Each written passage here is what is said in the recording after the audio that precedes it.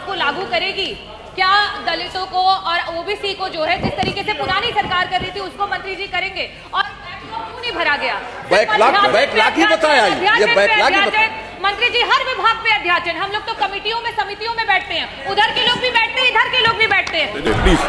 Please बैठिए, बैठिए। नहीं दावत विभागों का नहीं, आप ऐसे मैं इस बात को अलाउ नहीं करता। अरे आपका काम नहीं है, बैठो। क्या नाम है? गेट की बैठो, ये मेरा काम है। अरे अब आप हाउस चलाओगे क्या? आपने हाउस चलाना क्या? आपने हाउस चलाना क्या? आप सब लोगों ने हाउस चलाना क्या? प्रश्न संख्या 8 डॉक्टर रागिनी। आदरणीय अध्यक्ष महोदय, मैं आभार व्यक्त करना चाहूँगी। मैं लोक सेवा आयोग विभाग मंत्री जी से ये पूछना चाहूँगी कि आज उत्तर प्रदेश की भारतीय जनता पार्टी की सरकार में हमारे युवा खून के आंसू रो रहे हैं। आदरणीय मंत्री जी, आज का हमारा युवा ना शादी कर पा रहा है, न सो पा रहा है, न ठीक से रो पा रहा है। मैं आदरणीय अध्यक्ष महोदय, युवाओं की पीड़ा सुनने पे इतना कष्ट क्यों होता है भारतीय जनता पार्टी को? मैं आपकी सरकार से ये पूछना चाहती हूँ और ये बोलना भी चाहती हूँ, युवा आपसे ये कह रहा है कि झूठ से सच से जिससे भी यारी रखें, झूठ से सच से जिससे भी यारी रखें, आप तो अपनी तकरीर जारी रखें। इन दिनों आप मालिक हैं बाजार के, जो भी चाहे वो कीमत हमारी रखें। आदरणीय अध्यक्ष महोदय, युवा की कीमत जो है ये सरकार कुछ इस तरीके से लगा रही है। मैं माननीय मंत्री जी आपसे ये पूछना चाहूंगी कि आए दिन विज्ञापन जो आ रहे हैं लोकसभा आयोग के, उसमें जो रिक्तियां हैं उनकी जानकारियां गलत आ रही हैं। एक बच्चा जो तैयारी करता है, एक अभ्यर्थी जो तैयारी करता है परीक्षा की, उसको जब गलत तरीके की जानकारियां, नंबर ऑफ सीट्स की जानकारियां गलत आएंगी तो वो उसका क्या मनोबल रहेगा? वो किस तरीके से परीक्षाओं में बैठ पाएगा? तो क्या सरकार, मेरा पहला प्रश्न ये है कि विभागों में कुल कितने पद रिक्त हैं और इन पदों को कब तक सरकार भरेगी? क्या इसका ब्यौरा आप पटल पे रखेंगे?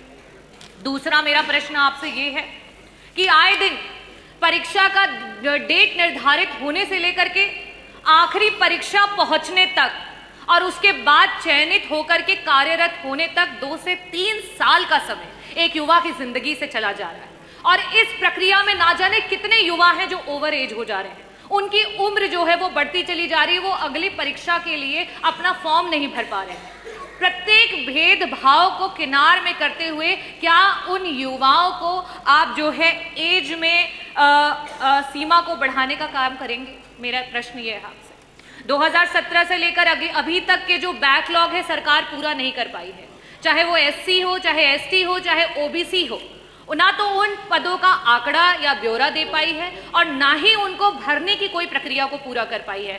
सरकार उन पदों की जो आंकड़े हैं उसको पटल पर रखेगी और कब तक उनको भरेगी, इसके बारे में पूछना चाहूंगी। जिस तरीके से आपका यूपीएससी एग्जाम कराती है, पुरानी सरकार समाजवादी पार्टी में जिस तरीके से परीक्षाएं हो रही थी, उस समय आपका माइग्रेशन इन रिजर्वेशन लागू होता था। आज इस समय ये हो चुका है कि एक दलित समाज का, एक ओबीसी समाज का, एक पिछड़े समाज का, एक आपका आदिवासी समाज का बच्चा जो आरक्षित वर्ग के बराबर के मार्क्स लेकर के आ रहा है, लेकिन उसको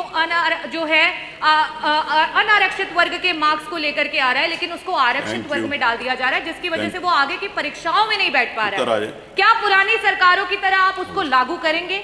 और मेरा लास्ट का, क्योंकि पारदर्शिता बहुत जरूरी है, इस समय नॉर्मलाइजेशन और स्केलिंग जो है वो खत्म हो चुकी है, अंक बच्चों के दिखाई नहीं पड़ रहे हैं। क्या सरकार इसको पारदर्शिता से लागू करेगी? बहुत बहुत आभार। माननीय अध्यक्ष जी, माननीय सदस्य की जो चिंता है मान्यवर, वो हम आपको मान्यवर बता दें आपके माध्यम से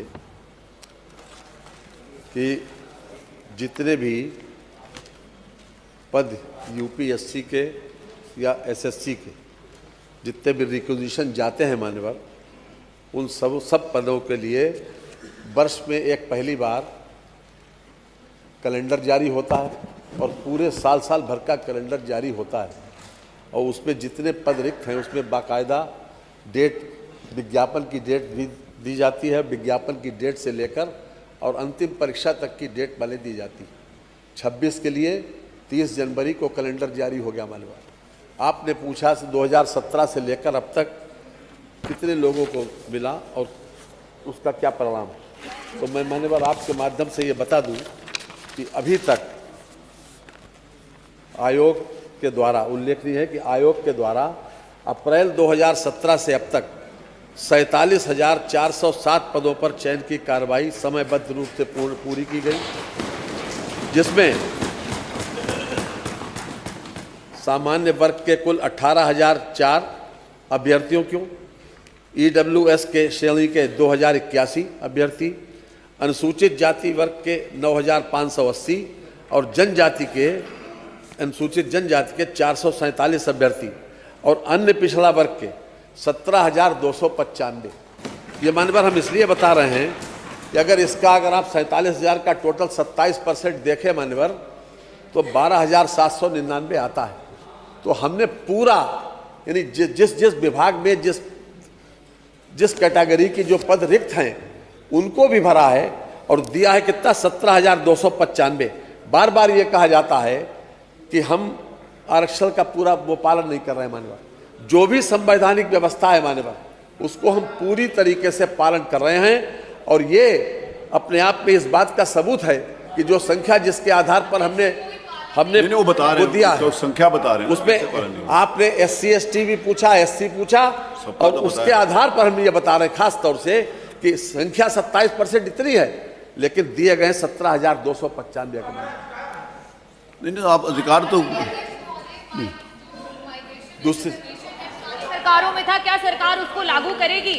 क्या दलितों को और ओबीसी को जो है जिस तरीके से पुरानी सरकार कर रही थी उसको मंत्री जी करेंगे? और क्यों नहीं भरा गया? बैकलॉग ही बताया, ये बैकलॉग ही बताया।